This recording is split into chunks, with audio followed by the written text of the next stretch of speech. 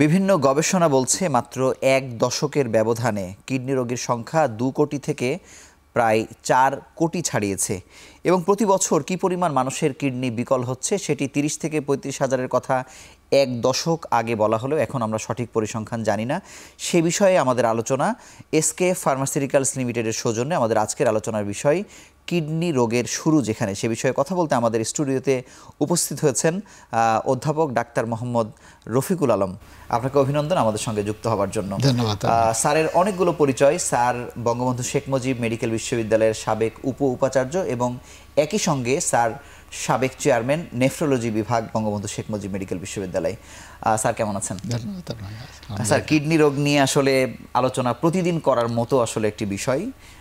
আমি প্রথমে জানতে চাই যে এই যে ২ কোটি থেকে ৪ কোটি বলা হচ্ছে, মানে কিডনি রোগটা এত ক্ষিপ্র গতিতে কেন বাড়ে বা বাংলাদেশে কেন বাড়ছে? দেখুন, কিডনি রোগ অসংক্রামক রোগগুলোর মধ্যে অত্যন্ত গুরুত্বপূর্ণ একটি রোগ। কিডনি রোগ, যারা ক্রনিক কিডনি রোগে ভুগছে তাদের মধ্যে একটা বিশাল অংশ কার্ডিওভাস্কুলার ডিজিজ এবং অন্যান্য রোগে আক্রান্ত হচ্ছে এবং মারা যাচ্ছে। বাংলাদেশে এর সংখ্যা বৃদ্ধির একাধিক কারণ আছে। যেমন ধরুন, কিডনি রোগের, ক্রনিক কিডনি ডিজিজের প্রধান কারণ হচ্ছে ডায়াবেটিস কিন্তু দিন দিন বাড়ছে, উচ্চ রক্তচাপ দিন দিন বাড়ছে। আর কিছু রোগ আছে যেমন আমরা বলি CKD-U, মানে chronic kidney disease of unknown aetiology. Bangladesh, Sri Lanka, Bharat এবং আফ্রিকার কিছু কিছু দেশে যেখানে উচ্চ তাপমাত্রায়, যেখানে মানুষ কাজ করে, ডিহাইড্রেশন হয়, সেখানে অতিরিক্ত ঘাম হয়, সেখান থেকে সাবক্লিনিক্যাল ধরনের অ্যাকিউট কিডনি ইনজুরি থেকে ক্রনিক কিডনি রোগ হয়। এগুলি ধরা পড়ে অনেক দেরিতে গিয়ে। এভাবে যেমন আমাদের over the counter drug use, যে আমরা ফার্মেসিতে গিয়েই একটা ব্যথানাশক ওষুধ প্রেসক্রিপশন ছাড়া বা একটা অ্যান্টিবায়োটিক প্রেসক্রিপশন ছাড়া কিনে খেয়ে ফেলতে পারি। ডায়াবেটিস নিয়ন্ত্রণের ব্যাপারে অত গুরুত্ব আমরা দিচ্ছি না। স্থূলতা আরেকটি বিষয়, আমাদের আগে যেটা অতটা ছিল না। আজকাল আমাদের ছেলেমেয়েরা মাঠে খেলতে পারে না, তারা কম্পিউটারে কিংবা গেমসে বেশিরভাগ বসে থাকে, ফাস্টফুড বেশি খায়, তাদের ওজন বেড়ে যাচ্ছে এবং ধূমপান আমাদের লাইফস্টাইলের মধ্যে কিডনি রোগের একটা ঝুঁকির মধ্যে যুক্ত হয়েছে। এভাবে আমাদের দেশে কিডনি রোগের সংখ্যা আসলে আমরা যা জানতাম তার চেয়ে অনেক বেশি। কিন্তু স্যার, মানে এই অনেকগুলো কারণ আপনি বললেন, এই কারণগুলোর মধ্যে কিছু আছে যে আমরা সচেতন হলেই আমরা সুস্থ হতে পারি বা এই রোগগুলো থেকে দূরে থাকতে পারি, কিন্তু কিছু ব্যাপার আছে যেটি সরকারকে বা রাষ্ট্রকে দায়িত্ব পালন করতে হবে। এই দুটোকে ভাগ করতে পারেন কিনা স্যার?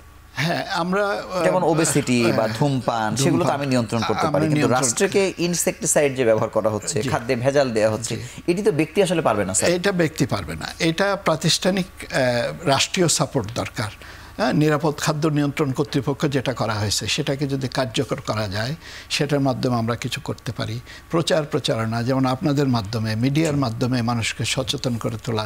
স্মোকিংয়ের ব্যাপারে আপনি বারবারই দেখবেন যে দাম বাড়ানোটাকে গুরুত্ব দেওয়া হয়, কিন্তু সেটি দিয়ে তো স্যার নিয়ন্ত্রণ হয় না। মানে এখানে পলিসি কেমন হওয়া উচিত? দাম বাড়ানোর চেয়ে তো এখানে মানুষের মাইন্ডসেট, মানসিকতার পরিবর্তনটা খুব দরকার। মানুষকে সচেতন করে তুলতে হবে। একজন ধূমপায়ী কিন্তু নিজেকে ক্ষতিগ্রস্ত করছে না, তার পুরো পরিবারকে কিভাবে করছে সেটি যদি একটু বলেন। পরোক্ষ ধূমপান বিষয় একটা বিষয় আছে, যে আমি ধূমপান করছি, আমার সন্তান আমার পাশে, আমার স্ত্রী আমার পাশে, অথবা একটা পাবলিক পরিবহনে আমি ধূমপান করছি, পাবলিক প্লেসে আমি ধূমপান করছি, তাইলে মানে যারা নিজে ধূমপান করছে না কিন্তু পরোক্ষভাবে সেই ধূমপানের ক্ষতির শিকার হচ্ছে।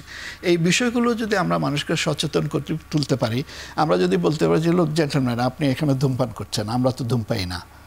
ধূমপানের যদি কেউ করতেই চায়, তার ব্যক্তি স্বাধীনতার একটা ব্যাপার থাকবে, তার জন্য আলাদা জায়গা, বিশেষ করে যেখানে রেল স্টেশন বলেন, এয়ারপোর্ট বলেন, আলাদা জায়গা। হসপিটালে তো ধূমপান কোনোভাবেই গ্রহণযোগ্য হতে পারে না। এবং ধূমপানের বিপক্ষে আমরা যদি ব্যাপক প্রচারণা চালাই, রাষ্ট্রীয় টেলিভিশন বলেন, ব্যক্তি মালিকানাধীন প্রতিষ্ঠান বলেন, সব জায়গায় যদি আমরা সচেতন করে দিলে, শুধু দাম বাড়িয়ে এটাকে নিয়ন্ত্রণ করা যাবে না। স্যার, এখন আসি স্যার, আপনাদের কাছে যে রোগীরা আসে, কিডনি রোগী যখন আপনার কাছে আসে, এর আগে কত হাত বদল হয়ে আসে? আপনাদের অভিজ্ঞতা কি বলে স্যার? হিস্ট্রি কি বলে? আমাদের এটি আমরা অনেকদিন ধরে এটা বলে যাচ্ছি যে আমাদের একটা রেফারেল সিস্টেম দরকার। ক্রনিক কিডনি রোগ বিশেষ করে অনেক অ্যাডভান্স স্টেজে আমাদের কাছে আসে, তখন তাদেরকে ডায়ালাইসিস ট্রান্সপ্লান্ট করার বাইরে তখন কিছু ওষুধ দেওয়া এবং এর বেশি কিছু করণীয় থাকে না। এই জন্য আমরা সাধারণত জেনারেল প্র্যাকটিশনার লেভেলে বা মেডিসিন বিশেষজ্ঞ, যাদের কাছে প্রথম দিকে মেডিসিনে যারা জেনারেল প্র্যাকটিস করে তাদের কাছে যায়, বা গাইনি অপসে তাদের কাছে যায়, সেই পর্যায়ে যদি আমরা সচেতন করে তুলতে পারি, তাহলে আমরা রেফারেল সিস্টেমটা যদি কার্যকর করতে পারি। বিশেষজ্ঞ চিকিৎসকরা আমাদের একটা সাধারণ হিসেবে দেখা গেছে যত কিডনি রোগী আছে এবং তার তুলনায় যত বিশেষজ্ঞ আছে, তাদেরকে দেখতে হলে একজন বিশেষজ্ঞকে ডেইলি প্রায় 700 থেকে 900 রোগী দেখতে হবে। এটা কি সম্ভব? সংখ্যার দিক থেকে এটা তো সম্ভব না। কাজেই কিডনি রোগ মেশিন হলে 100 জন দেখবে আর কি, রাইট, এটা তো মোটেই সম্ভব না। তো আমরা কিডনির যে জিএফআর বলি, যেটা দিয়ে কিডনির আমরা পার্সেন্টেজ অফ ফাংশন নির্ণয় করি, সেটা যদি আমরা দেখি যে কিডনির ফাংশন 45%-এর মতো পর্যায়ে এসে গেছে, তখন অবশ্যই আমরা তাকে কিডনি বিশেষজ্ঞের কাছে রেফার করা উচিত।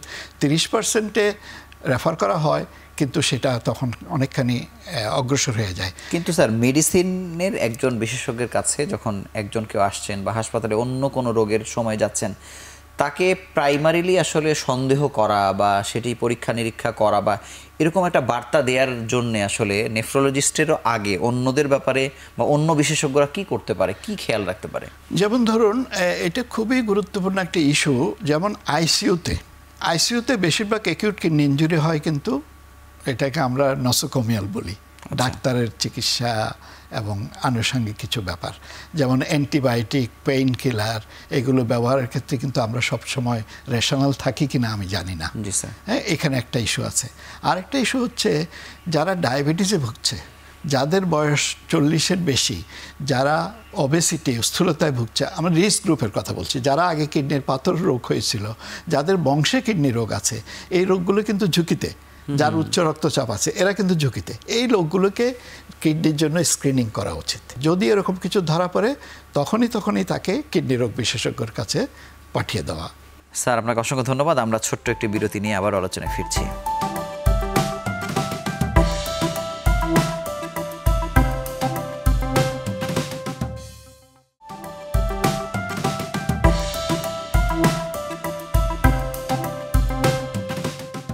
স্যার, আপনার কাছে জানতে চাই যে কিডনিতে পাথর হওয়া, এটির ব্যাপারে এক ধরনের বিভ্রান্তি আছে। কেউ বলে এখনই সার্জারি করে ফেলতে হবে, কেউ বলে সার্জারি করেও কোনো লাভ নাই, আবারও কিডনিতে পাথর আসলে ফিরতে পারে। তো এই যে পাথর থেকে কিডনি বিকলের সম্পর্ক, কখন আমি আসলে পাথরটা অপসারণ করব, বা এই বিভ্রান্তিটা আসলে কীরকম, কেন, বা কিডনি বিকল থেকে কিডনি সুরক্ষা রাখার জন্য আসলে কোন সময় কি করা দরকার? যেমন কিডনির পাথর নিয়ে যদি বলি, ছোট পাথর যেগুলো, সেগুলো যদি যেমন লেস দেন 1 সেন্টিমিটার, সেগুলো যদি কিডনির ড্রেনিং সিস্টেমের মধ্যে থাকে, যেখান থেকে একটা জিনিস নেমে আসতে পারে, সেরকম জায়গায় যদি থাকে, প্রচুর পানি পান করলে, জগিং করলে এবং কিছু ওষুধ দেওয়া হয় সেখানে, যেরকম জায়গায় কিডনির ন্যারোয়িংয়ের জায়গাগুলো একটু প্রশস্ত করে সেই ওষুধগুলো, তাইলে কিন্তু অনেকগুলো পাথর বের হয়ে যায়। কিন্তু কোনো পাথর যদি অবস্ট্রাকশন তৈরি করে, তখন সেই পাথর নিয়ে বেশি দিন বসে থাকা উচিত হবে না, কারণ সেই অবস্ট্রাকশনের ফলে যে প্রস্রাব জমে যায়, সেখানে কিন্তু ইনফেকশন হতে পারে এবং পাইলোনেফ্রাইটিস, অন্যান্য জটিলতাগুলো হতে পারে। ক্রনিক কিডনির পাথর যাদের থাকে, তাদের অনেক সময় ক্যালকুলাস পাইলোনেফ্রাইটিস বলে একটা কন্ডিশন হয়। সেই পাইলোনেফ্রাইটিসটা ক্রনিক হয়ে যায় যখন, সেটা থেকে স্কারিং হয়, কিডনিতে এক ধরনের ফাইব্রোসিস হয় এবং ক্রনিক কিডনি ডিজিজ হয়, সেখান থেকে উচ্চ রক্তচাপও হতে পারে। সেভাবে সে chronic kidney disease. Sir, kidney বিকল হবার আগে সেই রোগী তার যে পাথরের কারণে যে প্রস্রাবের সমস্যা হচ্ছে, এটি কি সিগন্যাল পান কিনা? পাথরের ক্ষেত্রে সাধারণত বিশেষ করে ছোট পাথরগুলো এক জায়গা থেকে আরেক জায়গায় মুভ করে। এই মুভ করার সময় ব্যথা হয়, মেরুদণ্ডের দুই পাশে, আমরা যেটা ফ্ল্যাঙ্ক পেইন বলি, সেখান থেকে ব্যথা হয়। ব্যথাগুলো অনেক সময় প্রস্রাবের রাস্তার দিকে আসে এবং এটাকে কলিকি পেইন বলা হয়, যে একটু বাড়ে একটু কমে এই ধরনের। ব্যথার সাথে অনেক সময় একটু শীত করে জ্বরও আসতে পারে, তার মানে ইনফেকশন আছে কিনা।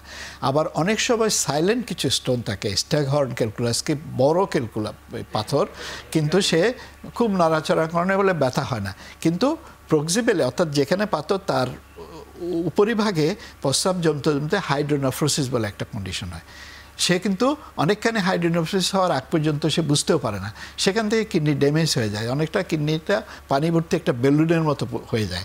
কাজে কিডনি পাথর অনেক সময় যে সিমটম হবে রোগী বলতে পারবে তা না, কিন্তু উপসর্গ ছাড়াও হতে পারে। আল্ট্রাসাউন্ড করলে বা প্লেন এক্সরে করলে, খুব সাধারণ পরীক্ষা এগুলো, আমাদের দেশে সব জায়গায় হয়, এগুলো করলে কিন্তু ধরা পড়ে যায়।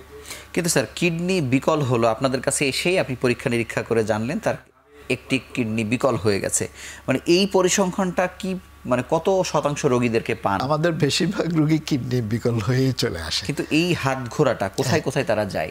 এটা প্রথমে তো তারা কেউ কেউ হোমিওপ্যাথিক ওষুধ খায়, কেউ কেউ যায় হলো জেনারেল প্র্যাকটিশনারদের কাছে, আবার কেউ সার্জারিতে খুব যেতে চায় না, ভয় পায় অপারেশনের, কেউ কেউ মেডিসিন বিশেষজ্ঞের কাছে যায়, আবার কেউ কেউ যাদের ডায়াবেটিস আছে তারা ডায়াবেটিসোলজিস্টের কাছে যায়, উচ্চ রক্তচাপে যারা তারা হার্টের ডাক্তারদের কাছে যায় অনেক সময়। স্যার এই যে ডাক্তার পর্যন্ত যদি চলে আসে তাহলে এই রেফারেলটা আসলে দ্রুত কেন হয় না? এটা কিছুটা সচেতনতার অভাব, এটা তো একটা দুঃখজনক, খুবই দুঃখজনক। এটা যেহেতু কিডনি বিশেষজ্ঞ আছে বাংলাদেশে যথেষ্ট না হলেও অনেকে আছে, আমি মনে করি যে অন্য ডিসিপ্লিনে যারা তারা কিডনি রোগ সন্দেহ করলে বা কিডনি রোগের কোনো একটা স্টেজে ধরা পড়লে বিশেষজ্ঞদের কাছে পাঠানো আমার মনে হয় বাঞ্ছনীয়। স্যার এই যে পানি পানের প্রসঙ্গ আসি, বিষয়টা খুবই সহজ এবং সাধারণ, কিন্তু পানি পানের পরিমাণটা আসলে কেমন হলে একটি মানুষ আসলে এই ঝামেলা থেকে এড়াতে পারে? পানির তো একটা বড় রোল আছে। একটা বড় রোল আছে। আমি যেটা সাধারণত বলি, প্রস্রাবের কালার, নর্মাল কালার হচ্ছে পানির কালার। এটা কেউ বলে সরিষার তেলের মতো কালার হচ্ছে, কেউ বলছে খুব গাঢ় প্রস্রাব হচ্ছে। ডিহাইড্রেশন হলে প্রস্রাবের রংটা একটু গাঢ় হয়ে যায়, পানির মতো হয় না। তাইলে আমি যদি আমার প্রস্রাবের রং একটু খেয়াল করি তাহলে আমি বুঝবো যে আমি একটু ডিহাইড্রেশনের দিকে যাচ্ছি, আমি পর্যাপ্ত পানি খান। এই পর্যাপ্তটা কি? যেমন আমাদের যে মেটাবলিক ওয়েস্ট তৈরি হয় বডিতে সারাদিনে 24 ঘন্টায়, পুরোটুকু যদি সুস্থ কিডনি দিয়ে বের হতে হয় তাহলে কমপক্ষে 2 লিটারের মতো প্রস্রাব হওয়া ভালো। 1.5 থেকে 2 লিটার হলেও চলে। তো 2 লিটার প্রস্রাব হতে গেলে আপনাকে সাধারণ তাপমাত্রায় 2.5 লিটার পানি পান করা বাঞ্ছনীয়। সে 2.5 লিটারের জায়গায় যদি উচ্চ তাপমাত্রা হয়, খুব ঘাম হয়, সেখানে আপনি 3 লিটারও পান করতে পারেন। স্যার আপনাকে অসংখ্য ধন্যবাদ। আরও একটি ছোট্ট বিরতি নিয়ে আবার আলোচনায় ফিরছি। ধন্যবাদ।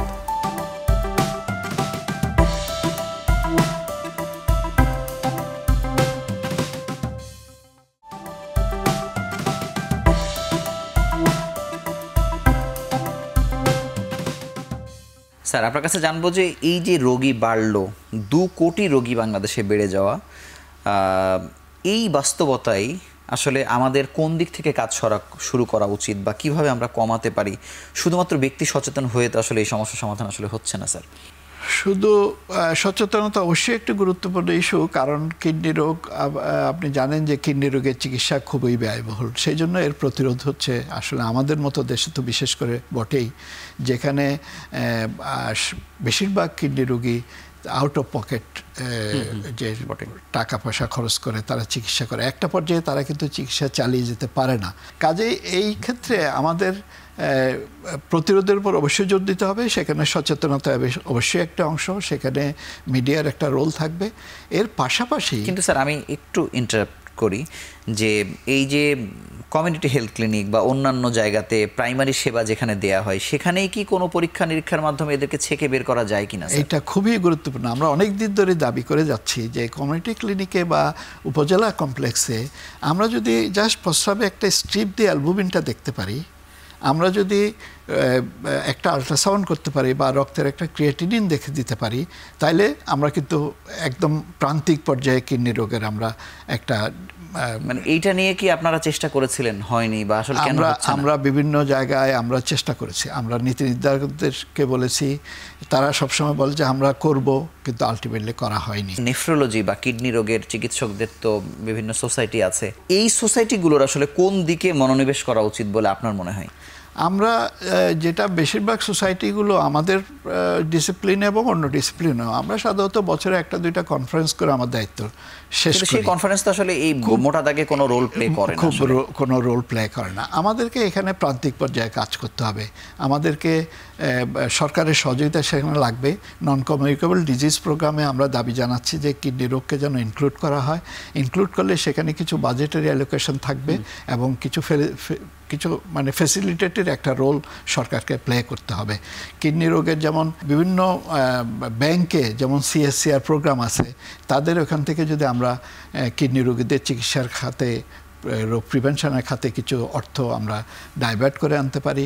এবং আমাদের দেশে জাকাত একটা বড় সোর্স, আমাদের সংখ্যাগরিষ্ঠ মুসলিমদের দেশ আমরা, সেখানে জাকাত এর মাধ্যমে ইসলামী ফাউন্ডেশন বলুন বা অন্যান্য সংস্থার মাধ্যমে ডায়ালিসিসে এবং অন্যান্য চিকিৎসায়, কিডনি ট্রান্সপ্লান্টে এবং প্রিভেনশন প্রোগ্রামে যদি আমরা অর্থ বরাদ্দ দিতে পারি, হেলথ সেক্টরে আমাদের বাজেট বৃদ্ধি করতে হবে। আসলে হাসপাতালগুলোকে আসলে কিডনি রোগের বা রোগীদের জন্য উপযোগী করার ক্ষেত্রে কি কি চিন্তা বা কি কি কার্যক্রম আসলে বাস্তবায়ন করা দরকার? সরকারি সব হাসপাতালে এবং যে জেলা পর্যায়ের যে হাসপাতালগুলো আছে সেগুলোতে আমার মনে হচ্ছে যে কিডনি বিভাগ আমরা আমাদের সীমিত সামর্থ্য দিয়ে কিডনি বিভাগ চালু করা উচিত। কারণ একবার চালু করা গেলে সেটা ধীরে ধীরে এটার আওতা বৃদ্ধি পাবে। সেখানে বিশেষ করে জেলা পর্যায়ে ডায়ালাইসিসের সুবিধা যদি আমরা করতে পারি, ডায়ালাইসিসের মধ্যে একটা হিমোডায়ালাইসিস আছে আর একটা সিএপিডি আমরা বলি। সিএপিডিটাকে আমরা অনেক সময় হোম ডায়ালাইসিস বলি, অর্থাৎ দূর দূরান্তের লোকেরা যারা সবসময় শহরে আসতে পারে না, তাদের যানবাহনের অসুবিধা, তাদের আমরা পেটে একটা টিউব যদি আমরা লাগিয়ে দিই সেটার মাধ্যমে সিএপিডি করতে পারি। এবং সিএপিডি ফ্লুইড যদি আমরা দেশে তৈরি করতে পারি অথবা এটা ভ্যাট বা ট্যাক্স ফ্রি হিসেবে সস্তায় আমরা আমদানি করতে পারি, তাহলে সিএপিডিটা একটা উল্লেখযোগ্য ব্যবস্থা হতে পারে আমাদের কিডনি ফেলিওর। কিন্তু স্যার, আমি 30 সেকেন্ডে জানতে চাই যে বিশেষায়িত হাসপাতাল মানে কিডনি ফাউন্ডেশনের মতো করে বিভাগীয় পর্যায়ে আসলে হওয়া উচিত কিনা, যারা ট্রান্সপ্লান্ট থেকে শুরু করে কিডনি রোগেরই আসলে সেবা দিবে? বিশেষায়িত হাসপাতাল সরকারি এবং বেসরকারি উভয় উদ্যোগে আমি মনে করি হওয়া উচিত। এবং সেখানে আমাদের অনেক বিশেষজ্ঞ আছে যারা সরকারি চাকরি করে না বা সরকারি চাকরি থেকে অবসর হয়ে গেছেন, তাদেরকে আমরা কাজে লাগাতে পারি এবং এর মাধ্যমে আমরা প্রান্তিক জনগোষ্ঠীকে সেবা দিতে পারি। আপনাকে অসংখ্য ধন্যবাদ আমাদের সঙ্গে যুক্ত হওয়ার জন্য এবং আবার আন্তরিকভাবে অভিনন্দন জানাচ্ছি। কিডনি রোগের শারীরিক ঝুঁকি এবং অর্থনৈতিক ক্ষতি থেকে বাঁচতে সবার আগে ব্যক্তি নিজেকে সচেতন হতে হবে এবং সরকারের অনেকগুলো কার্যক্রম আছে। যদি প্রাথমিক স্বাস্থ্যসেবায় এটি প্রতিরোধের নানা গুরুত্বপূর্ণ উদ্যোগ যদি নেওয়া হয় তবে আসলে বাংলাদেশের মানুষ বাঁচতে পারে। আমরা সেই প্রত্যাশায় রইলাম যেন কিডনি বিকল হয়ে একটি মানুষও আর বা তাদের কারো প্রাণহানি না ঘটে। এই ছিল আজকের পর্বে। ভালো থাকুন, সুস্থ থাকুন।